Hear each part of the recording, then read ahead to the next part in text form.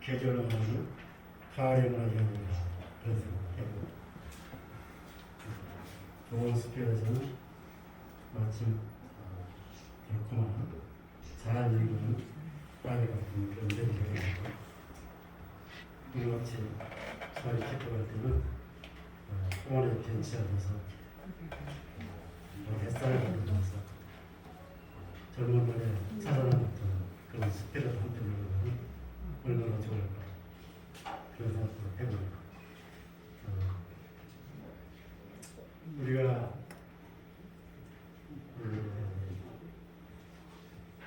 우리 현대 문학에 있어서 한 가지 중요하고 있는 과제가 있습니다.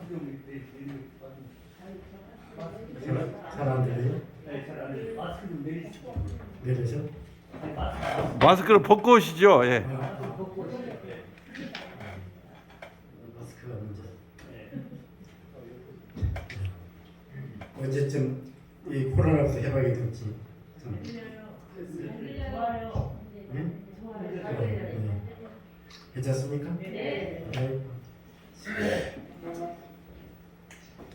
예. 코로나 시대 이 해방이 언제 될지 참 답답합니다. 건강하시기 바랍니다. 제가 오늘의 주제를 좀 무겁죠? 한국 문학의 세계화. 그러니까 우리가 직면하고 있는 여러 가지 문제가 있는데 요즘은 우리 시대가 이렇게 문학이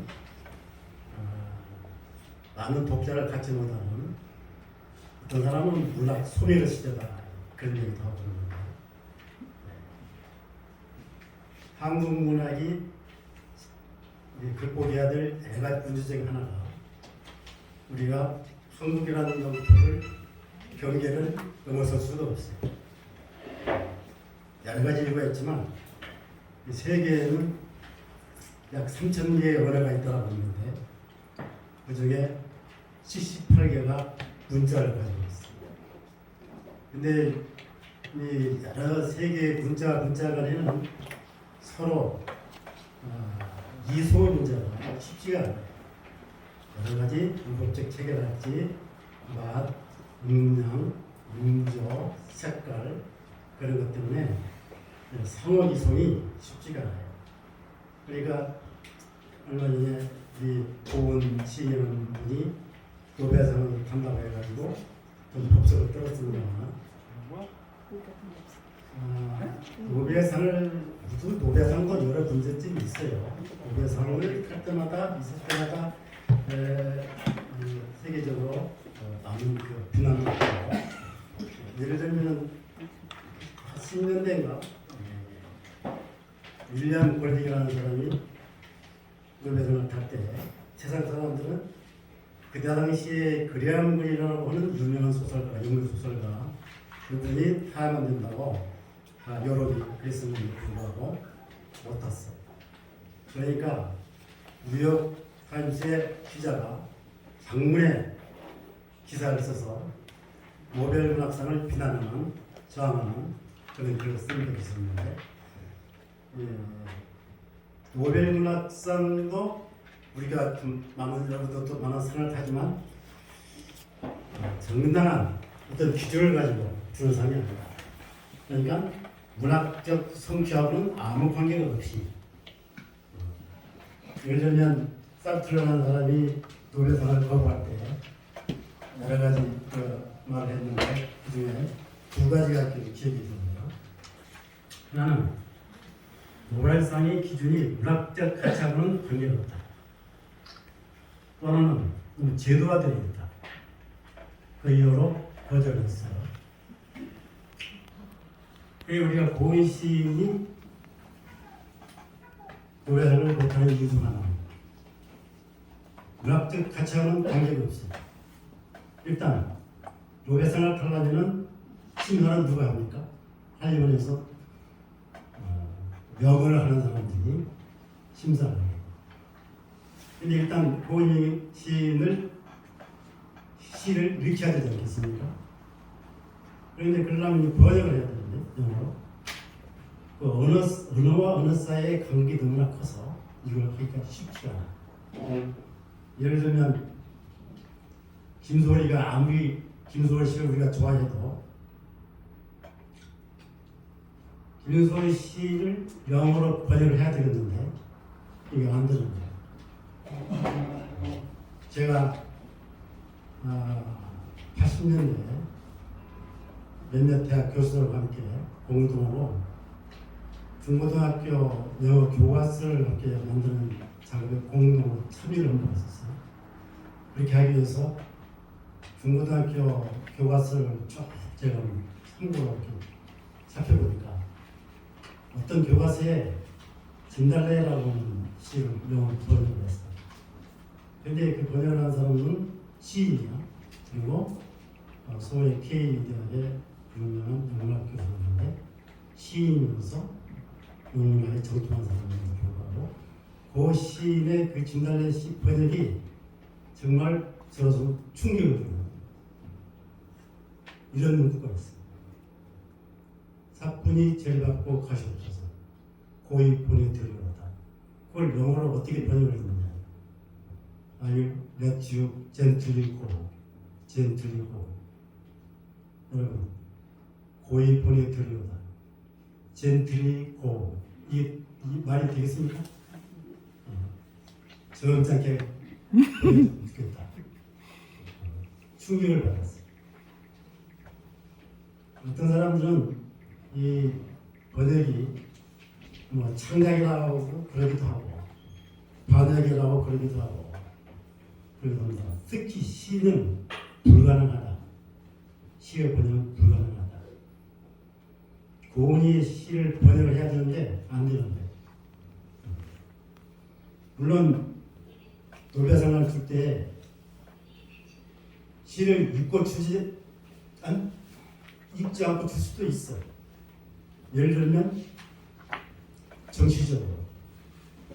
그러니까 우리 동양 사람들이 대개 경우에는 서양 사람들이만 하는데 소극권 언어를 쓰는 사람도 하는데 동양 사람들은 이제 일본에서 한 사람이 탔고 두 사람이 탔죠. 중국에서 두 사람이 탔고 이 사람들이 일본이야 그 당시에 경제 대국이요. 중국이야. 중국의 인구가 세계 인구의 거의 5분이 6분이 그렇지 않습니까? 정치 대국이고 그런 정치적인 이유 그렇게 해서 생각하게 되는 거지 과연 이 사람들이 문학적 성과가 그만큼 높이 평가를 받아서 준 것이냐 라는 데서는 많은 의문이 있는 거죠. 우리나라 문학이 한국 문학이 이제 우리 경계를 홀고 세계 속으로 진입을 해야 되는데 거기에 부닥치는 문제는 일단 언어의 문제가 있다. 언어의 문제. 그런데 우리 지금 한국의 영화는 뭐 기생충이랄지 또 오징어 게임이랄지 그런 영화는 세계적인 영화가 되어 있잖아요. 그리고 방탄소년단 또 난리가 났죠. 세계적으로. 그런데 한국 문학은 이런 세계 속에 진입하기가 쉽지 않다 이거죠. 그 차이는 어디 있는가? 방탄소년단이나 오징어 게임이나 기생충의 이 영화의 그 관계는 공통점이 하나 있어. 우리가 소통이라고 하는 것은 예술적 소통인데 어떻게 이루어지냐 세 가지 요소를 이루어진다. 소통이라고 하는 것은 첫째, 언어적인 요소. 일단 말이 있지 않습니까? 그 다음에 이 말을 실어나가는 음성이 있죠. 소리. 그러니까 언어적인 요소, 음성적인 요소. 그 다음에 우리는 말을 할 때 그냥 표정하게 그렇게 하잖아요. 손짓을 한다든가 얼굴 표정을 어떻게 한다든가 해서 지금 세 가지 요소를 가지고 동작적인 요소가 있어요. 언어적인 요소, 음성적인 요소, 동작적인 요소 세 가지 요소를 가지고 우리는 소통을 해요. 미국의 한 심리학자가 메리디안이라는 심리학자가 연구를 했어요. 우리가 소통을 하면서 메시지를 전할 때 그 메시지 전체를 100으로 본다면 이 세 가지 요소 중에 가장 중요한 유력을 발휘하는 요소는 무엇인가? 여러분 무엇이라고 생각하세요? 자, 언어적인 요소, 음성적인 요소, 동작적인 요소. 뭐라고 생각하세요? 동작적인 요소. 동작적인 요소가 55%예요. 그 다음 두 번째는 뭐라고 생각해요? 음성적인 요소. 음성적인 요소가 38%. 언어적인 요소는 겨우 7%예요. 그러니까 예를 들면 우리가 무언가 그러잖아요. 팬토마임. 팬토마임 무언가는 거의 전혀 언어적인 요소가 없어요. 단지 동작적인 요소만으로도 충분히 메시지를 전해주고 있어요. 그러니까 우리가 언어적인 요소로서 예를 들면 우리가 밉다, 밉다라는 언어가 있는데 밉다라는 뜻은 무엇입니까? 근데 이걸 어떤 소리로 담아놨느냐에 따라서 의미가 달라져요. 그렇잖아요? 예를 들면 약간 그 비음을 내면서 어떻게 좀 나는 그렇게 할 수가 없는데 특히 비음을 내면서 단독에 이게 밉다라는 언어가 전혀 정반대의 의미로 받아들일 수도 있어요. 그렇잖아요? 근데 그런 동작적인 요소는 이런 언어적인 요소나 음성적인 요소 아무 관계없이 그냥 동작만으로도 우리가 얼마든지 사랑이 표시할 수가 있어. 이런 하나의 눈썹만 눈썹만 살짝 해준다든지 이렇게 해도 얼마든지 의사 표시할 수가 있어. 그러니까 영화나 방탄 스타일 BTS나 이 사람들의 대중에서는 이런 음성적, 동작적 요소를 주로 하고 있어. 이 공통점이야. 언어적인 요소는 중요치 않아. 별로. 그런데 문화는 무슨 예술입니까? 언어 예술 아닙니까? 문자 예술 아닙니까? 그러니까 이 둘 간의 차이는 하나는 문자 예술이다. 하나는 이미지 예술이다. 영상 예술이다. 이 차이가 있는 거예요. 그런데 요즘은 우리가 이 시대가 어떤 시대냐? 20세기에 와가지고 정확하게 우리는 영화의 그 모든 예술의 탄생을 알 수가 없는데 유일하게 알 수 있는 것은 영화예요. 영화는 1895년 12월 28일 영화가 탄생한 거예요. 그런데 그러기 전에 어떤 사건이 하나가 있었어요. 1880년대 이스트만이라는 사람이 셀룰로이드 감광판을 만들어냈어요. 그러니까 필름을 만드는 거예요. 그리고 나서 코닥이라는 사람과 함께 이 필름을 롤필름으로 만들었어요. 두루마리 필름을 만들었어요. 그리고 나니까 그 다음 에디슨이라는 사람이 이 롤필름을 가지고 영사기를 만들었어요. 키노스코프라고 하는 영사기를 만들었어요. 그러니까 이걸 이용해서 루미에르라고 하는 사람이 1895년에 최초로 영화를 만듭니다. 기차의 도착이라는 영화를 만듭니다. 근데 기차의 도착이라는 영화는 겨우 8분짜리 영화. 잠시 그림이 움직이는 영화. 영화의 시초도. 그러다가 1903년에 멜리어스라고 하는 사람이 이제 약간 이야기를 만드는 영화를 만들어요. 근데 그 이야기가 소설에서 온 거예요. 소설을 빌려서 원작 소설을 옮긴 거예요. 그 달나라 여행이라고 하는 그 영화인데 달나라 여행이라는 그 원작 소설은 18세기, 19세기 줄 베른이라고 하는 프랑스 작가가 있어요. 줄 베른의 지구에서 달까지 라는 소설이 있어요. 이거는 이제 그 지구에서 캐논 대포를 쏘아가지고 사람 승무원을 세 사람을 태워가지고 달로 쏘아요. 그 이야기를 19세기에 소설이 하고 있어요. 그러니까 이 이야기를 영화가 그대로 옮기는 거예요. 그래서 최초로 영화가 소설로부터 이동하는, 이야기가 이동하는 그런 현상이 생겼어요. 그리고 나서 이게 사람들이 굉장히 재밌으니까